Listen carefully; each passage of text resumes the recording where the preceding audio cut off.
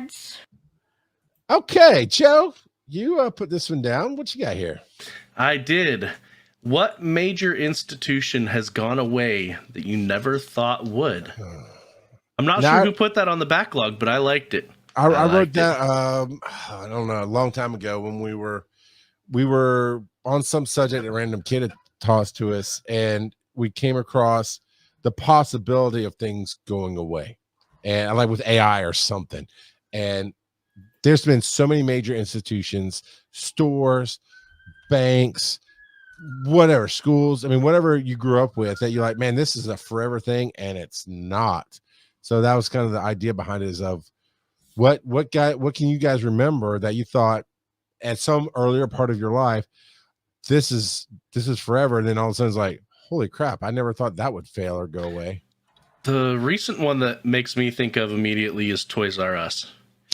Oh, okay. All right. As a kid, I never thought that Toys R Us would go away, but as an adult, walking in there and seeing the prices, I'm less surprised. But as a kid, I never thought it would go away. Kelsey, gotcha. She's on my team now. She's Team Charles. I love it. Her and Jebediah, my two favorite people now. Yeah, Kurt, you were, because I'm older than Joe, and you're just slightly older than me, so we have a little bit different perspective of it. But yeah, I mean, Joe's right there with it. But I kind of grew up a Toys R Us kid. Were you in that? Would they come along early enough for you to hit that generation? Yeah. So Toys R Us, I think, started not when I was a real young kid, but soon thereafter, and before that, it was a toy store called Child World, which was a major chain, but it went away for a while, and then Toys R Us hit, and Toys R Us hit big, because really prior to that, it was the Sears catalog. That's where Sears is where I played my first Vectrex. I was thinking about Sears. Yeah, Sears is the only store that I knew that had Vectrex on display, and you could play it. They also white labeled their own Atari 2600, which was weird. That's weird. Oh, that's not no camera. And now it's the Joe Show. It's Joe. That came from Sears. This big 4.5 foot tall Cookie Monster. That's a Oshkosh Bagosh Sears display. So yeah. I'm trying to think of other things that are just big. I think one of the things that probably people never would have expected, honestly, was video rentals really kind of going away. And look, you can say you can throw your red box at me, but they're dying. They're gone. Yeah, I mean, we still got red boxes around here, but it doesn't matter, right? Because they're all but irrelevant. Yeah. And so I don't physical going as it was an adventure, right? Your Friday night, you would go and pick out your movies. Yep. And he'd be so angry because there was a whole lot of covers and no movie there to rent because they were already rented out. But if you're smart, go ahead, Kurt. I was just gonna say also you never really knew what was coming out when. I love that so much though. And so you'd walk in on a Friday night and go, "This came out? What? Blade Runner's out?" Yeah. Okay. I guess I got that for the weekend. Yeah. If you were good, you'd make friends with the people. I'm like, Phil, because Phil used to work at Blockbuster. Hey, Phil, could you hold me a copy of that? And they'd you'd say yes. And of course they wouldn't. But if you're really smart, you go in and say, okay, I can only get 2 movies tonight, but Sunday when I bring these back, I want to get another movie. And you take the movie you want and hide it in another section behind a different cover. And if the lazy employees, which sometimes they were, they would not go and find it. And you go back on Sunday and pick out that movie because you saved it. Yep. Yeah, man. And you had to watch. You had to plan ahead of time because often it was a 1 or 2 day rental. You had to bring it back or incur late fees. And okay, so just going to the video store was an adventure in and of itself. Not just for that, but also the Forbidden Curtain. So Joe, this is this room that other people go into. Not us, but other people. And Blockbuster didn't have that. In fact, they edited their movies, which was also weird. I did not actually know that. Yeah, I didn't know that either. Yeah, they had specially edited versions of some movies, which was always strange, right? Yeah. One, that it was a thing, and two, they had that much power because Yeah. these were Yeah. officially edited. And so, yeah, very Yeah. strange. I mean, nowadays people don't edit stuff, but there was always a TV version out there for people to watch, Yep. or Which is an radio official edited. cut. Yeah. Yeah. Or radio edited music. That's not much of a thing these days either, as far as You know what? I would actually a that bit, still is. a Yeah, little I bit. mean, But CeeLo Green, "Forget You." Gonna ride around town. Great Joe, song, I but the love fact that there's a radio edit is a big deal. you. Hugh actually, and God, I hate to give him credit for anything, but Hugh hit one major one. Oh, actually, Random Kid did it first. All right, cool. Radio Shack. Right. As a young nerd, so Yeah. one of my favorite things to do on the weekend is I would go to my little 5,000 person town's dump, and we called it a dump. It's not a transfer station. It was a dump. And we would go and find old electronics that people would throw away, radios or whatever. And then we would bring them home, clean them up, see if we could fix them. And if we needed parts, we'd go to Radio Shack, and you could buy all the components you wanted at Radio Shack. Yeah. And they were in stock at the store. I mean, it wasn't having to order from DigiKey later or anything like that.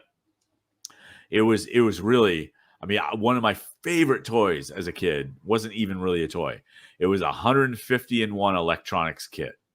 And it was this board that you got, and it had like this giant book of projects, and you can make everything from a radio to a light sensitive alarm or whatever, and you would just hook up all the components on this board with wires that they would include, and it was awesome. And so that's how we learned early electronics. But Radio Shack, big deal. When they were going out of business, my father-in-law took me over there 2 different trips, because he's a big nerd and he knows I do all this stuff. And at the time I was on the hustle, so I was always going out with lights and sound and doing live gigs. And he basically gave me carte blanche, like, buy everything you want. And he picked up everything he wanted. And we came home with just bags of HDMI cables and Cat 6 cables and pieces of stuff that I knew we could use. And honestly, some of that to this day is still in a sealed bag. I never had a need for it, but I had it if I needed it, and we got it so cheap. But that's the thing too. Radio Shack was so, at the end, was so expensive. Yeah, that I was like, holy cow, I'd rather just go to Amazon for a quarter of the price and wait 3 days for it to come in. And I think that's what killed them. My thing is, that's probably what killed Borders too. That well, I was going to mention something like that, Books A Million and Borders. Yeah, Books A Million. Yep. I never thought bookstores would go, because it was such a great, again, like going rent a video. It was amazing to go to a mall. Typically is where they were in my area. Sometimes they're just fully freestanding, which some still are around. There's still a few. But that's where you could just go read books, for brand new books, for hours, whereas libraries might not have the brand new book to check out and those kind of thing. Right. Yeah, I'm kind of surprised Barnes and Nobles is still hanging on with all of the other bookstores that have shut down. But look what they had to do, right? They had to open up the cafe and make it bigger. Jerry Joe's. Yep. They do games and toys and puzzles like nobody's business. And collectibles. And collectibles. They leaned hard into that. It's I'm a little surprised. They were real big on CDs for a long time. Oh, but I you think have CDs? Yeah. I think they phased a lot of that out. They have CDs in general. Right. So, Kelsey, I told your husband when y'all came to the Dragon Con event at Dave & Buster's, there's a really cool mall attached to this, including a bookstore right up here. And he's like, nah, I hate my kids. We're going home. So I tried, Kelsey. I tried. But no, every year that we go, Dragon Con doesn't have their thing there every year, but at least once a year, my family goes up it's now called Sugarloaf Mall. and it was originally built by Discover Card. It was Discover Mall, and they tried to sell you credit cards all around the mall. But it's still a decent building. And yeah, they have a bookstore, and that's what I'll do. I will go get a nice coffee from Jittery Joe, sit down at the table while the rest of my family goes and digs through manga, whatever, collectibles, and we always come away with something. Like my wife always gets some kind of vinyl record, or we had this really cool wooden graphic from Disney. That's a thing of Maleficent, but it's really Maleficent was a Sleeping Beauty. I don't care about Maleficent. I don't remember who the Disney princess was, but it's like a picture of Sleeping Beauty. But if you see Sleeping how the tree, Beauty, yeah, well, what? Okay, so that was the behind the curtain part of Barnes and Nobles. Joe, you asked, you set me up, buddy. You just didn't let me go on. But anyway, the picture is like these trees and woods, but as the trees form, you see the outline of Maleficent's horns and face. It's a really cool piece of art. We got that from Books A Million. So they're still out there, but they're rare.